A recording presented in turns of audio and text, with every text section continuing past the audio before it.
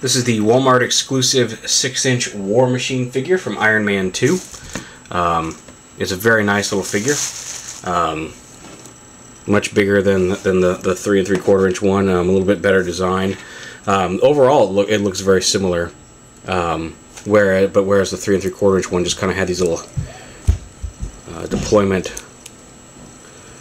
hinges on the back to store his weapons that pop up. Which has its own benefits. I do like the 3 3/4 inch version of War Machine as well. He actually has the gun belt actually stays in on the back of him, which is very nice.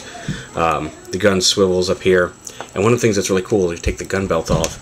It's actually attached in a way that, one, it can pop off if you want to take it off, but it can also slide across to either shoulder, which I think is a really neat little touch. I think in the movie it's actually kind of on like a little rotating hinge that allows it to swing around, but the fact that you can slide it to either shoulder is a really neat little added bonus there.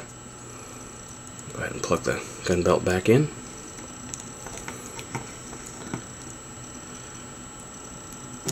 Yeah, it is actually a little easier if you plug it into the gun first and then bring it around. It stays much tighter in the gun than in his back. And over here, it's only on his left side. I think in the movie, it can, as the gun swings, either one of these shoulder pads can pop up and rotate to form the missile launcher. It looks like it'll do that on the Hot Toys, but on the 6-inch figure, you're just going to have to replace it. So you can pop off this shoulder panel right here. It's just a little rubbery plastic piece. You may have to heat this and bend it a little bit to get it to fit. My biggest problem was that this ridge right here next to the peg was pushed in too far, and as soon as I spread that out a little bit and made sure that the edge was going over the edge of this, it fit just fine. But anyway, you can lift that up and you can plug in the missile launcher to the shoulder.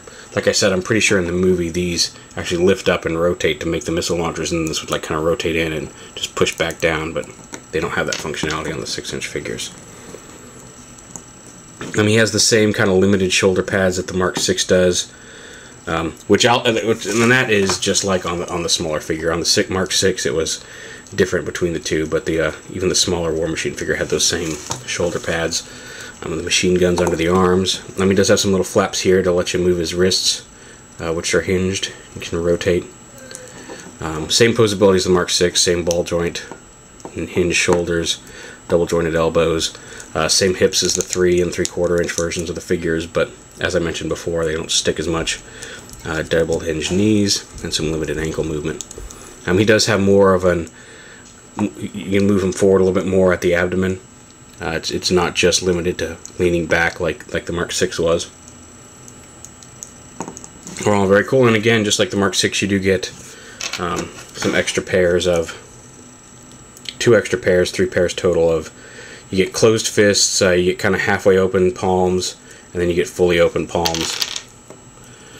And you can just, yeah, that's one of the things about these flaps is they do like to pop off. But you can snap them right back in. To find the right hand, you can swap out the fist for a half open hand, or you can swap it out for a fully open hand, like that, for various attacks. But yeah, definitely the better of the two. Much like the Mighty Mugs, War Machine's definitely a very, very cool figure. Definitely worth picking up if you can find one with, again, decent paint applications. This one's fine, but there are some out there that apparently can get pretty sloppy, so check the ones you're buying.